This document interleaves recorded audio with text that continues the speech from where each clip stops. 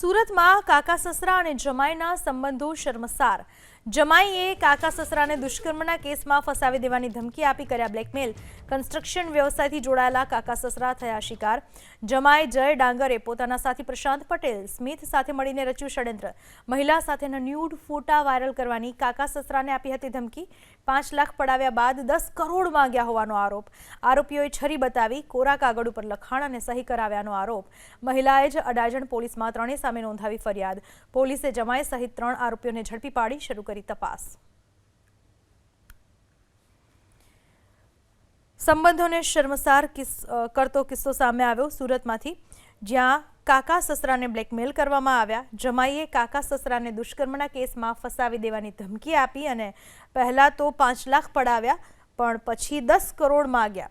કન્સ્ટ્રક્શનના વ્યવસાય સાથે જોડાયેલા હતા કાકા સસરા। જય ડાંગર નામનો આ શખ્સ જે દ્રશ્યમાં દેખાઈ રહ્યો છે, તેમણે પોતાના સાથી પ્રશાંત પટેલ અને સ્મિથ સાથે મળીને એક ષડયંત્ર રચ્યું, જેમાં પોતાના કાકા સસરાને દુષ્કર્મના કેસમાં ફસાવવાની ધમકી આપવામાં આવી। મહિલા સાથેના ન્યૂડ ફોટા વાયરલ કરવાની કાકા સસરાને ધમકી આપીને પડાવ્યા રૂપિયા। આ વિશે વધુ માહિતી આપવા સુરતથી અમારા સંવાદદાતા ફોન લાઈન પર જોડાઈ ચૂક્યા છે। આખી ઘટના શું છે, પોલીસે આ કેસમાં શું કાર્યવાહી કરી?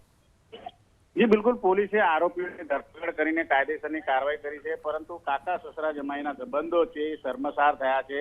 जमाईए काका ससराने बलात्कारना केसमां फसावવાની ધમકી આપીને બ્લેકમેલ કરતો હતો અને કન્સ્ટ્રક્શનના ધંધા સાથે જોડાયેલા કાકા સસરા જે છે એ શિકાર થઈ ગયા હતા। જોકે જમાઈ જય ડાંગરે પોતાના સાથી પ્રશાંત પટેલ અને સ્મિથ સાથે મળીને આ કાવતરું રચ્યું હતું અને ત્યારબાદ મહિલા સાથેના ન્યૂડ ફોટા વાયરલ કરવાની ધમકી આપી હતી અને 5 લાખ રૂપિયા પડાવ્યા હતા। ફરીથી 10 કરોડની જંગી માંગણી કરીને તેને તોડ કરવાનો પ્રયાસ કર્યો હતો।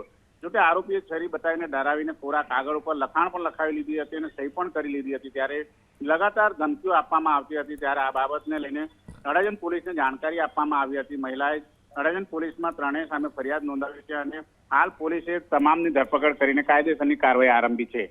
જી, આભાર આપનો તમામ માહિતી બદલ।